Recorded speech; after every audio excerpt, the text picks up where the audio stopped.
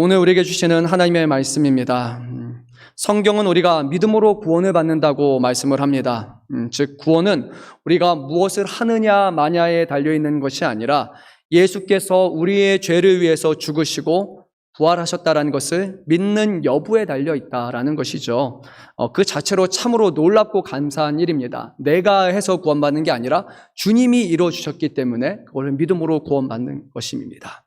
하지만 믿음으로 구원받는다는 사실은요, 감사하면서도 한편으로는 좀 마음이 좀 불편해지고 어렵기도 합니다. 왜냐하면 믿는다는 것이 무엇이냐 라는 부분에 있어서 우리 마음속에 뭔가 확실하지 않고 뭔가 염려가 되고 그냥 좀 이게 믿음인가 아닌가 하는 그런 생각이 들기 때문이에요. 가령 내가 죄인이고 예수께서 내 죄를 위해서 죽으셨고 하나님께서 예수님을 다시 살리셨고 이제 예수님을 믿으면 나도 예수님과 같이 부활할 것이라는 사실에 대해서 내가 맞습니다 라고 하고 고개를 끄덕이고 동의하는 그것이 바로 믿음인가? 아니면 그것으로는 부족하고 내가 교회를 열심히 다니면서 열심히 예배 생활 잘하고 봉사 생활 열심히 하고 헌금도 잘 드리면 그게 믿는 것인가? 내가 믿는지 믿지 않은 것인지를 과연 나는 어떻게 알 수 있는가? 우리 성도라면 한 번씩 이런 고민을 하기 마련입니다. 차라리 이 정도 하면 믿음에 도달한 것이다 라는 그런 어떤 눈에 보이는 가시적인 지표가 있다면 훨씬 좀 마음이 편안할 거예요. 그런데 믿는 것, 믿는 게 뭐예요? 좀 오히려 이런 것이 우리에게 더 어렵게 만들기도 하죠. 그래서 유대인들, 언약 백성인 이스라엘 백성들에게 있어서 구원이란 율법을 행하는 정도에 따라서 그들은 구원받았는지 아닌지 그들은 그렇게 여겼습니다. 율법을 잘 지켜 행하면 나는 구원받았다는 사람인 거예요. 무엇을 하는 것이 구원이라고 생각을 했습니다. 그런데 하나님께서 이스라엘 백성에게 주셨던 이 율법은 무엇이 죄인지를 깨닫게 하는 데 있어서는 아주 탁월하죠. 보니까 하지 말라 해라 라고 기록되어 있기 때문이에요. 그거를 보면 내가 죄를 저지르고 있는지 아니면 하나님이 기뻐하시는 뜻을 행하고 있는지를 잘 알 수 있습니다. 하지만 죄를 깨닫게 하는 데 있어서는 탁월하지만 그런데 우리가 그 율법을 지키게 할 힘 자체는 그 안에 결코 없습니다. 그냥 알게만 하는 거예요. 오히려 우리는 무엇이 죄인지를 율법을 통해 알기 때문에 내가 율법을 지키지 못하는 사람입니다. 이 율법대로 나는 온전히 살아가지 못하는 사람입니다 라고 우리의 죄의 실체를 드러내기도 하고 결국 나는 곤고한 사람이라고 나는 죄인이라고 구원받지 못한 사람이라고 우리의 연약한 실체를 알려줄 뿐입니다. 즉 율법을 통해서 모든 사람이 다 죄인이라는 사실만 명백히 드러날 뿐이죠. 누가복음 18장에 보게 되면 한 관리가 예수님께 나와 물었습니다. 선생님이여 내가 무엇을 하여야 영생을 얻으리까? 라고 질문을 했습니다. 이 질문을 한 의도는 정말 몰라서가 아니라 나는 율법으로 잘 지키고 살아가고 있다고 생각했기 때문에 그의 기준으로는 나는 이미 영생을 받은 사람이다. 그것을 예수님 앞에서 드러내고 확증받기 원해서 그렇게 질문을 한 거예요. 그러자 예수님께서는 이렇게 말씀하셨습니다. 내가 계명을 알고 있다. 간음하지 말라, 살인하지 말라, 도둑질하지 말라, 거짓 증언하지 말라, 내 부모를 공경하라 이렇게 말씀하셨어요. 즉 계명을 지키는 것이다. 근데 이 사람은 이미 계명을 지키는 사람이었어요. 그래서 이렇게 말합니다. 예수님, 제가 어려서부터 이 계명들을 다 지켰나이다 라고 이렇게 자신하며 말했습니다. 자신의 율법의 행함으로 구원을 받았다고 생각을 한 겁니다.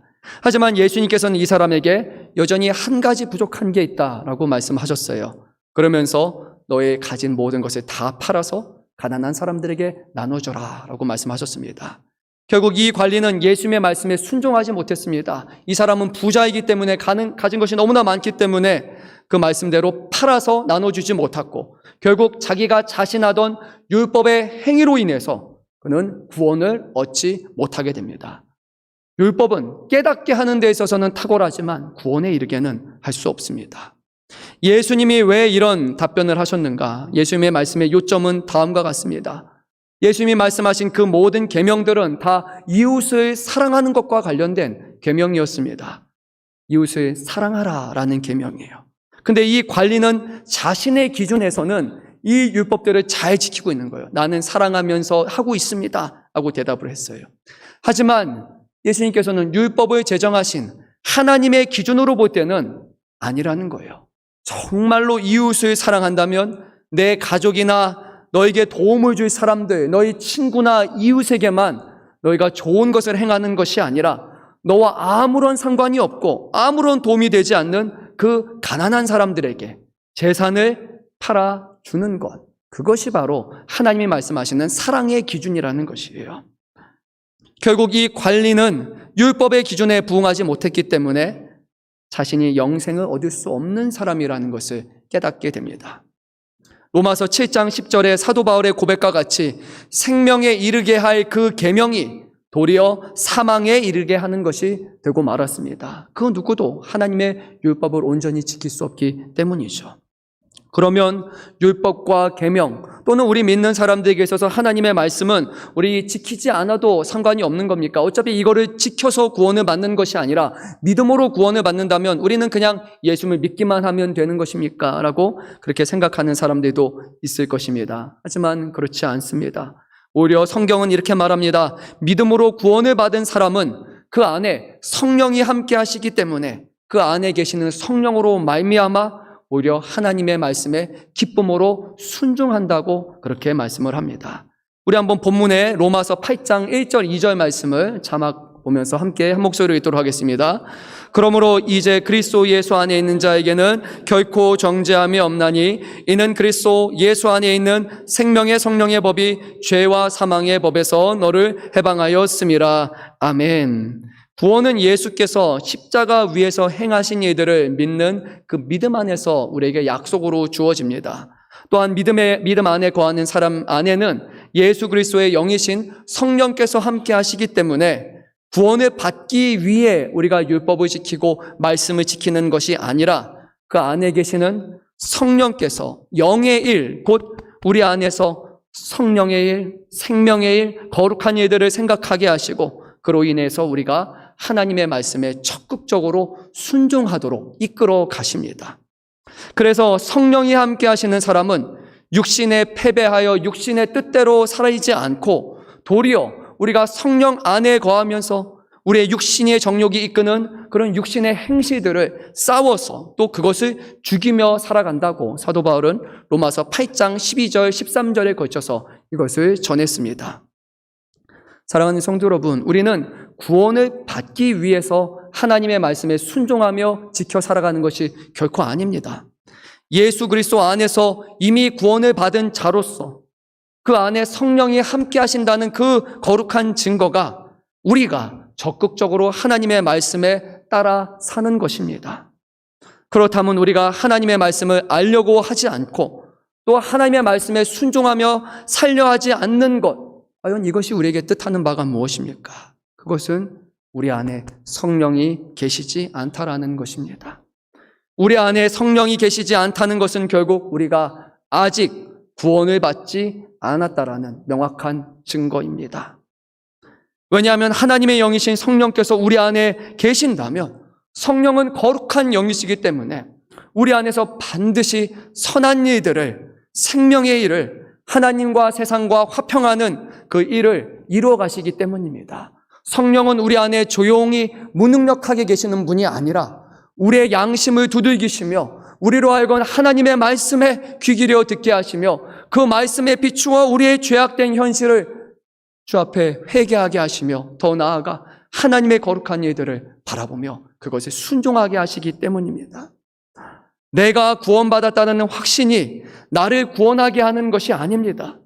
죄로 말미암아 영원히 벗어날 수 없는 심판과 그 결과인 사망이라는 최종적인 형벌 앞에 서 있는 나라는 사람을 대신해서 나의 죄를 대신해서 예수께서 죽으셨기 때문에 나는 하나님 앞에서 이제 죄가 없다라는 무죄 판결을 받게 되었고 또한 예수께서 나를 대신해서 내가 결코 지킬 수 없는 이 율법의 요구를 십자가 위에서 죽기까지 순종하심으로 다 이루셨기 때문에 예수님의 십자가의 순종이 나를 위한 십자가의 순종이 되심을 믿는 사람에게는 예수님의 순종의 의가 곧 나의 의로움으로 여겨져서 이제 나는 하나님 앞에, 우리는 하나님 앞에 의롭다 칭함을 받게 된 것입니다. 비록 아직 우리는 의롭지 않지만 하나님의 최종적인 판결이 예수를 믿는다면 너는 마지막 심판대 앞에 이미 예수로 말미암아 죄가 없고 예수로 말미암아 의로운 사람이 되었다라는 법정적인 최종적인 판결을 우리에게 주셨다는 것이에요. 이러한 사람 안에는 그리스도의 성령이 함께 하십니다. 하나님의 말씀에 순종하며 그분에 따라 말씀에 따라 살게 하십니다. 비록 우리는 여전히 육신의 정욕에 따라 살기도 하고 유혹당하고 넘어지기도 합니다. 내가 죄를 저질렀던 사실로 인해서 괴로워하기도 하고 하나님 분명히 나 예수님 믿는 사람인데 성령이 함께 하시는데 왜 말씀대로 살아가지 못합니까? 라고 하나님 앞에 그렇게 애통하며 그런 회개하는 심령으로 또 나오기도 합니다. 하지만 하나님은 그 가운데 우리 마음에 확신을 주시고 위로함을 주시고 다시 한번 우리의 마음과 생각과 우리의 육체를 주장하여 주셔서 그리스도 앞에서 내가 주인이 아니라 예수님이 주인이시라고 오늘 나는 죽고 예수 그리스도께서 내 육체 안에 사시사 하나님의 거룩한 일들을 이뤄달라고 우리는 주님 닮기 원한다고 그렇게 고백하게 하시며 그 고백하는 심령 가운데 주님은 말할 수 없는 위로와 그리고 한없는 기쁨을 더하여 주십니다. 사랑하는 성도 여러분, 여러분 안에 이러한 구원이 있습니까? 이러한 구원으로 말미암는 변화가 여러분 안에는 있습니까? 누가복음 18장의 관리는 율법으로 인한 구원을 자신했지만 결국에는 율법으로 인해서 그는 넘어지고 말았습니다. 그런데 누가복음 18장에서 한 장을 넘기는 19장에 가게 되면 세리장이라고 불리는 삭개오라는 사람이 있습니다. 그는 자기가 하나님 앞에 예수님 앞에 설 수 없는 죄인이라는 것을 이미 알았습니다. 그리고 그는 자신의 율법의 행함이 아니라 오직 예수님을 통하는 그 구원을 사모했습니다. 그러나 아주 키가 작은 사람이었어요. 예수님이 군중들과 함께 이렇게 오실 때 자기의 키로는 볼 수가 없어서 그는 그 사모하는 마음을 가지고 결국 돌무화과 나무에 올라가서 채통을 지키지 않고 예수님을 바라보았습니다. 예수님은 삭개오가 계신 것을 보시고 내려오라라고 말씀하시며 오늘 내가 너의 집에 거하겠다고 말씀하셨어요. 그때 삭개오는 즐거운 마음으로 예수님을 자신의 집으로 영접합니다. 근데 영접하는 것으로 끝이 나지 않습니다. 그의 삶 가운데 변화가 찾아옵니다. 삭개오는 주님께 이렇게 말씀했습니다. 주님 보십시오. 내 소유의 절반을 가난한 자들에게 주겠습니다. 또 내가 누구에게서 강제로 빼앗은 것이 있으면 내가 4배로 그것을 다 갚겠습니다. 배상하겠습니다. 라고 고백을 합니다. 이것이 바로 구원을 받은 사람 안에서 이루시는 성령의 역사입니다. 하나님이 예수님이 관리에게는 팔라고 말씀했지만 이 구원받은 사람은 자신의 마음이 감동하여 그는 내가 하나님을 위해서 드리고 이웃에게 이것을 행하겠다고 그는 고백한 것입니다. 사람의 것을 몰래 착복하던 세리장이었던 그가 자신의 죄를 깨닫고 변화되어 이제는 적극적으로 하나님이 기뻐하시는 일을 행하겠다고 주님께 약속했습니다. 그리고 예수님이 말씀하셨습니다. 오늘 구원이 이 집에 이르렀다. 아멘. 로마서 8장 17절에서 사도 바울은 이렇게 고백합니다. 자녀이면 또한 상속자, 곧 하나님의 상속자요 그리스도와 함께한 상속자니 우리가 그와 함께 영광을 받기 위하여 고난도 함께 받아야 할 것이니라. 아멘. 우리가 예수를 믿고 구원받아서 하나님의 자녀가 되었다라는 것은요, 우리가 이제는 예수님과 같이 하나님의 자녀가 되어 앞으로 상속받을 권리가 있다는 것을 뜻합니다.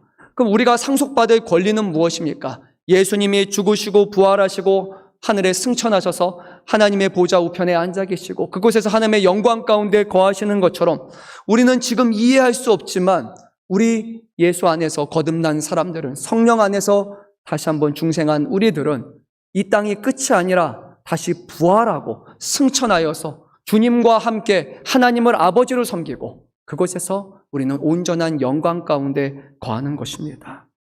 이것이 장차 우리 모든 믿는 성도들에게 나타날 영광입니다. 하나님의 영광을, 예수 그리스도의 영광을 하나님의 자녀된 우리들에게 하나님은 나누어 주시겠다고 약속하셨습니다. 그 영광을 우리는 비로소 바라보며 살아가지만 하지만 여전히 우리는 이 땅 가운데 육신을 입고 살아가기 때문에 이 땅을 살아가는 동안 우리에는 고난이 찾아옵니다. 예수께서 부활과 승천의 영광을 마주하시기 전에 이 땅에서 당하신 고난이 있습니다. 사람들에 의해서 배척당하시고 멸시와 천대를 당하시고 심지어는 사람들이 예수님의 얼굴에 침을 뱉기도 하고 예수님의 얼굴을 때리고 모욕하기도 합니다. 예수님의 옷을 벗기고 다른 것을 입히고 조롱하기도 했습니다. 채찍을 맞으시고 십자가의 고난을 겪으신 것 같이 우리도 하나님의 자녀이기 때문에 하나님의 말씀에 순종하며 살아가는 우리에게는 이 땅에 고난이 있을 수밖에 없습니다. 예수 믿는다고 해서 만사 형통한 것이 결코 아닙니다. 왜요? 세상은 하나님의 뜻에 떠나 있기 때문에. 근데 우리는 하나님의 뜻대로 살아가려고 하기 때문에 세상과 믿는 우리들은 충돌할 수밖에 없습니다. 믿지 않는 세상 가운데 하나님의 말씀으로 살아가는 것은 세상을 대적하며 살아가는 것이기에 이것은 고난을 자처하는 그런 삶입니다. 예수의 말씀으로 더 열심히 살아가면 더 열심히 기도하고 더 열심히 신앙생활할수록 우리에게는 더 부딪히는 것이 많아지고 더 큰 고난이 찾아오는 거예요. 예수 믿었는데 고난이 없다면 잘못된 거예요. 세상이 너무나 편하다면, 세상이 친구처럼 여겨진다면 지금 세상의 편에 서 있는 겁니다. 예수 믿고 나니까 하나님의 말씀으로 인해서 양심에 찔려서 못하는 것도 너무나 많잖아요. 또 예수 믿으니까 해야 되는 것은 얼마나 또 많습니까? 분명히 믿기 전에는 예수 믿으면 복 받는다고 해서 그 말 좀 듣고 나서 교회 나왔는데 예수 믿으니까 주일에도 마음대로 쉬지 못합니다. 안 그래도 바쁘고 피곤한데 이제 또 예배 한 번만 드리지 말고 오후 예배도 나오라고 또 예배합니다. 그냥 예배만 왔다 갔다 하면 좋을 것 같은데 또 사람들 소그룹도 만나야 된다고 하고 교육도 받아야 된다고 왜 이렇게 시키는 게 많습니까? 또 열심히 신앙생활을 합니다. 잘 순종했습니다. 그래서 이제 직분을 받았어요. 직분 받으니까 주일에만 예배 나오지 말고 이제는 수요 예배도 나와야 되고 금요 예배도 나와야 되고 그래서 열심히 또 순종합니다. 그러니까 또 뭐라고 합니까? 새벽에 나와서 기도해야죠. 나라와 민족을 위해서 교회를 위해서 기도하라고 그렇게 얘기를 합니다. 네, 아멘하고 또 순종을 합니다. 그러니까 이제 교회에서 뭐 합니까? 직분 받고 봉사라고 합니다. 네, 열심히 또 봉사를 합니다. 거기가 끝이 아니에요. 봉사 하나 하니까 하나를 슬그머니 더 줍니다. 네, 하나 더 합니다. 하나를 더 줍니다. 그만할 때까지 계속 줍니다. 네, 이것도 하고 저것도 해야 된다고. 그래서 너무 바쁘다고, 너무 힘들다고, 우리의 삶에 여유가 없다고 그렇게 여겨질 만큼 교회에 더 메인 삶을 살아가게 됩니다. 그런데요, 우리의 신앙이 더욱더 성숙해져 가면서 우리가 깨닫는 것이 하나가 있습니다. 내가 교회에 예배 열심히 드리고 하나님의 섬기고 하나님 일하느라 정말 바쁘게 움직이지 않았다면 나는 그 시간에 내 마음으로는 하나님이 기뻐하시는 것을 생각하지만 오히려 내 육신으로는 죄를 범하며 살아갔을 뿐이라는 사실을 깨닫게 됩니다. 오히려 교회 안에 매여 있는 것처럼 여겨졌던 시간들이 그 많은 예배와 많은 봉사와 많은 섬김이 그때는 참 힘든 것처럼 여겼지만 그 시간마다 하나님은 나를 붙잡아 주셨고 죄를 가운데 거하는 것이 아니라 하나님이 기뻐하시는 것을 바라보며 살게 해주시는 거예요. 결국 나중에는 우리가 이것은 하나님의 은혜라고 고백하고 맙니다. 사랑하는 성도 여러분, 우리가 하나님의 말씀에 순종하며 하나님의 기쁘시게 하는 삶을 살아가는 것 결코 쉬운 일이 아닙니다. 오늘 본문의 23절 말씀처럼 성령을 받은 신자라 할지라도 아직 우리는 육신에 매여 있기 때문에 이 땅에 있는 동안에는 우리가 그 말씀대로 살아가지 못함으로 인해서 속으로 마음으로 탄식하고 신음하며 살아갈 수밖에 없습니다. 왜 아직 변화가 이루어지지 않습니까? 왜 나는 아직도 이렇게 살아갈 수밖에 없습니까? 그렇게 우리는 계속 탄식할 수밖에 없습니다.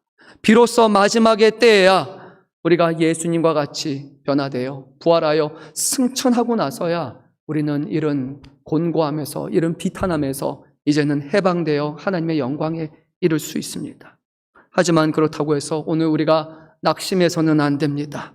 또 죄에 대해서 넘어져서도 안 됩니다. 하나님을 기쁘시게 하는 것에 우리가 포기해서도 안 됩니다.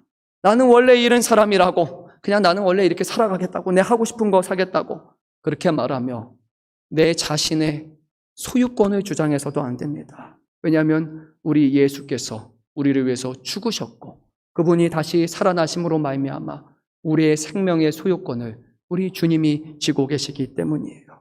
우리의 모든 생명은 주님의 것입니다. 아니, 왜 내 생명이 주님의 것입니까? 거부하는 사람이 있겠지만 우리의 생명이 주님의 것이 아니라면 우리의 생명은 이 땅에서 끝날 생명입니다. 주님이 쥐고 계시기 때문에 우리는 죽음을 넘어 부활과 영원한 생명을 바라볼 수 있는 거예요. 그러면 이미 하나님의 자녀이지만 아직 하나님의 자녀됨을 온전히 누리며 살지 못하고 있는 우리는 이 땅 가운데 어떻게 해야 됩니까? 탄식하고 신음하며 살아가는 것, 그것이 우리가 살아가는 그냥 모든 것의 끝입니까? 오늘 성경은 우리에게 그렇게 말씀하지 않습니다. 도리어 소망을 가져야 한다고 말씀합니다. 우리 한번 본문의 24절, 25절 말씀을 한번 합독하겠습니다. 우리가 소망으로 구원을 얻었음에 보이는 소망이 소망이 아니니 보는 것을 누가 바라리요? 만일 우리가 보지 못하는 것을 바라면 참음으로 기다릴지니라. 아멘. 소망이란 그냥 내가 소망합니다, 이렇게 무능력한 것이 아닙니다. 소망이란 우리 안에서 구원을 시작하신 하나님께서 이 구원을 완성하실 것이라는 그 사실을 믿고 바라고 인내하여 이 구원을 이뤄가는 것이 소망입니다. 소망은 눈에 보이지 않습니다. 그래서 더 값진 것이에요. 만약에 소망이 눈에 보이면요, 우리는 저만큼만 하면 됩니다. 그리고 이 정도의 가치일 뿐입니다. 사람이 취할 수 있는 정도, 사람의 노력으로 얻을 수 있는 그 정도가 소망일 뿐이에요. 하지만 구원의 소망은 눈에 보이지 않습니다. 이것은 하나님의 것이기 때문이에요. 그래서 보이지는 않지만 더 값진 것이에요. 우리의 힘으로 절대 얻을 수 없는 것을, 하나님의 것을 우리에게 내어주셨기 때문이에요. 보이지는 않지만 그것은 이 세상의 어느 것과도 비교할 수 없는 가장 귀한 소망을 우리에게 주셨습니다. 우리가 잘 아는 대로 믿음의 조상 아브라함은 100세의 아들을 얻었습니다. 그런데 하나님께서는 이 100세 얻은 그 귀한 아들, 하나밖에 없는 아들을 하나님께 바치라고 요구를 합니다.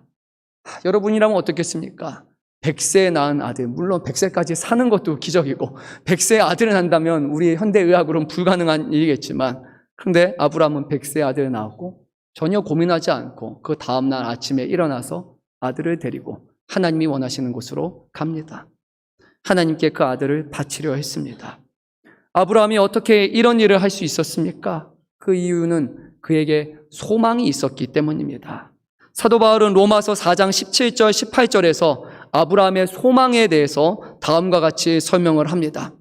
기록된 바 내가 너를 많은 민족의 조상으로 세웠다 하심과 같으니 그가 믿은 바 하나님은 죽은 자를 살리시며 없는 것을 있는 것으로 부르시는 이시니라. 아브라함이 바랄 수 없는 중에 바라고 믿었으니 이는 내 후손이 이 같으리라 하신 말씀대로 많은 민족의 조상이 되게 하려 하심이라. 아멘. 아브라함은요, 하나님께서 시작하신 이 일을 너의 자녀를 통하여 하늘의 별과 같이 바다의 모래같이 수많은 민족을 이루겠다라는 그 약속을 믿었고 그 약속을 바라보며 소망하며 나아갔기 때문에 하나님이 하나밖에 없는 귀한 아들을 바치라라는 그 요구에도 그는 의심하지 않고 하나님 앞에 드릴 수 있었던 것이, 소망이란 무엇입니까? 하나님께서 하신 약속을 반드시 이루어 주실 것을 믿고 인내하며 한 걸음 한 걸음씩 앞으로 나아가는 것입니다. 근데 이 소망은요, 우리가 소망한다고 해서 이루어지는 것도 아니고 우리가 그냥 바라고 그냥 내가 하겠다고 열심을 해서 이루어지는 것이 아닙니다. 오늘 말씀을 보게 되면 하나님께서 우리 안에 이 소망을 이루시기 위해서 주님이 많은 축복을 베푸셨고 우리와 동행하신다고 말씀하십니다. 우리 한번 본문의 26절, 27절 말씀을 합독하겠습니다. 이와 같이 성령도 우리의 연약함을 도우시나니 우리는 마땅히 기도할 바를 알지 못하나 오직 성령이 말할 수 없는 탄식으로 우리를 위하여 친히 간구하시느니라. 마음을 살피시는 이가 성령의 생각을 아시나니 이는 성령이 하나님의 뜻대로 성도를 위하여 간구하심이니라. 아멘. 누가 우리를 도우신다고요? 성령께서 우리의 연약함을 아시기에 성령께서 우리를 도우신다고 하십니다. 성령은 하나님의 보내시고 예수님의 보내신 영이기 때문에 우리의 모든 것을 아시고 우리를 도우십니다.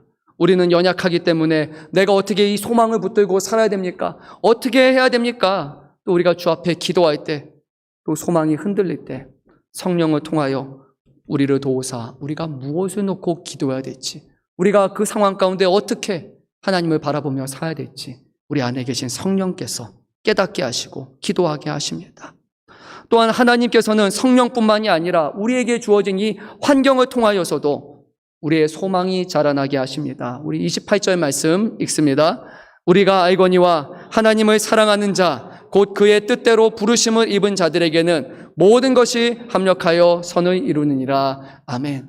하나님의 사람이라면, 하나님이 여러분들을 사랑하시고 자녀로 삼으셨다면 여러분의 일어나는 모든 일들을 통하여 하나님은 선한 일들을 이뤄가시는 거예요. 때로는 악한 일이라 할지라도 악한 것을 통해서 하나님은 바꿔서 선을 이뤄가십니다. 고난을 통하여서, 징계를 통하여서, 넘어짐을 통하여서, 때로는 좌절함을 통하여서도 하나님은 그곳에서 일으키시고 붙드시고 우리로 하여금 믿음 갖고 소망 갖고 나아가게 하시는 거예요. 뿐만 아니라 하나님께서는 그의 아들 예수 그리스도를 통하여서 이 소망의 근거를 바로 세우셨고, 더 나아가서 우리 안에서 이 구원을 이미 확증하여 주셨습니다. 우리 29절 30절 말씀도 읽습니다. 하나님이 미리 아신 자들을 또한 그 아들의 형상을 본받게 하기 위하여 미리 정하셨으니 이는 그로 많은 형제 중에서 맏아들이 되게 하려 하심이니라. 또한 미리 정하신 그들을 또한 부르시고 부르신 그들을 또한 의롭다 하시고 의롭다 하신 그들을 또한 영화롭게 하셨느니라. 아멘. 누가 이 모든 것을 하셨다고요? 하나님이 하셨다고 말합니다. 하나님이 우리를 미리 아시고 예정하셨고 부르셨고 의롭게 하시고 영화롭게 하셨다고 말씀하십니다.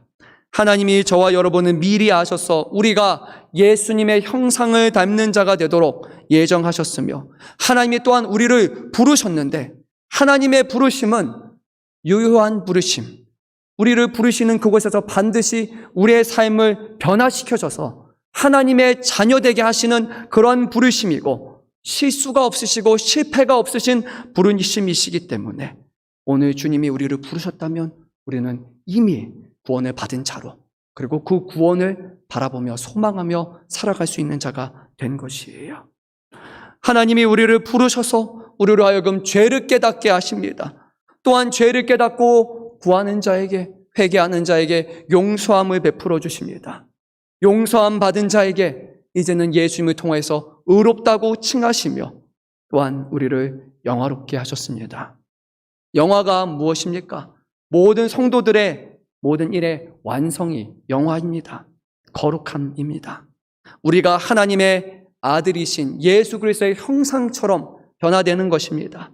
부활 승천하신 예수님의 영광에 따르는 자가 되는 것, 천국에서 그곳에서 그냥 가만히 살아가는 것이 아니라 주님과 같은 그런 영광 가운데 거하는 것, 더 이상 어떤 죄로 인해서 유혹받지도 않고 우리의 마음과 우리의 생각 가운데는 선과 하나님이 기뻐하시는 것으로 가득 차게 되며 하나님을 진정으로 예배하며 살아가는 것, 온전한 삶과 기쁨과 평안과 안식과 화평 속에 살아가는 진정한 완성이야말로 바로 영화인데, 하나님은 이미 그것을 저와 여러분에게 주셨다고 말씀하십니다. 앞으로 이루시겠다는 것이 아니라 이미 영화롭게 하셨다고 말씀하셨어요. 우리 한번 30절 말씀을 다시 읽도록 하겠습니다. 또 미리 정하신 그들을 또한 부르시고 부르신 그들을 또한 의롭다 하시고 의롭다 하신 그들을 또한 영화롭게 하셨느니라. 아멘. 근데 우리는 잘 살펴보면요, 아직 영화롭지는 못하잖아요. 그렇죠? 그런 상태는 아닙니다.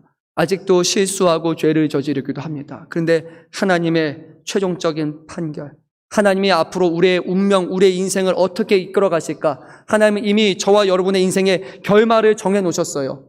영화, 영광되게 하는 것, 주님과 같이 되는 것, 우리가 주님을 닮아 천성에 이르게 하는 것이라고 이미 영화롭게 되었다라고 말씀하십니다. 놀랍지 않습니까? 우리의 힘과 우리의 의지와 우리의 노력으로 우리가 율법을 지키고 행하는 것으로 하나님을 기쁘시게 하는 그런 수고와 열심의 대가로 구원을 받는다라면 그 누구도 영화에 도달할 수 없어요. 우리는 하나님의 기준에 부합하지 않는 사람이기 때문입니다.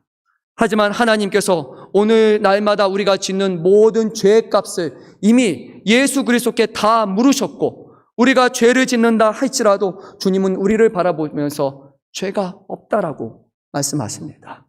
예수님께서 이루신 그 의를 우리의 의로 여기셔서 우리가 넘어지고 실수하고 온전히 하나님의 뜻대로 살아가지 못하지만 이미 우리를 바라보시며 죄가 없고 의로운 사람이다라고 주님은 이미 우리를 칭해 주셨다는 거예요. 즉 구원은 하나님으로 시작해서 하나님으로 완성되는 거예요.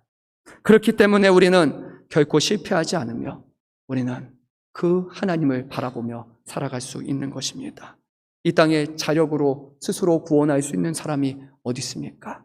죄가 없는 사람이 어디 있습니까? 거룩하신 하나님의 기준에 부합한 사람이 어디 있습니까? 율법의 개수가 613개라고 합니다. 그것을 다 이루고 지킬 수 있는 사람이 과연 어디 있습니까? 한 번 넘어져도 죄의 삭은 사망이기 때문에 심판받아야 될 사람이지만 주님이 우리를 위해서 이 모든 것을 십자가 위에서 이루셨고 또한 성령으로 통하여 지금도 우리의 삶 가운데 놀라운 영화를 이루어 가십니다. 사랑하는 성도 여러분, 우리를 향한 하나님의 신실하신 사랑을 기억하십시오. 또한 오늘 하나님께서 이 말씀을 통해서 우리에게 주시는 것, 우리를 구원에 이르게 하시겠다라는, 반드시 이루게 하시겠다라는 그 하나님의 다짐을 기억하십시오. 그리고 믿음의 소망을 굳건히 하십시오. 우리가 하나님의 자녀가 되었음을 기억하시며 오늘 내 마음대로 내 뜻대로 살아가는 것이 아니라 내 안에 계시는 성령께 우리의 삶을 순복하시며 하나님의 말씀이 내 안에 이루어지기 원한다고, 주의 성령의 이끄심이 내 안에 더욱더 충만해지는 성령 충만의 삶을 살아가기를 원한다고, 오늘 더 나아가서 이 구원이 내 옆 사람과 다른 사람의 구원이 아니라 오늘 내가 이 구원의 주인공으로 살기 원한다고 주님 앞에 고백하며 살아가시는 저와 여러분 되시기를 우리 주님의 이름으로 축원합니다. 기도드립니다. 사랑이 많으신 주님,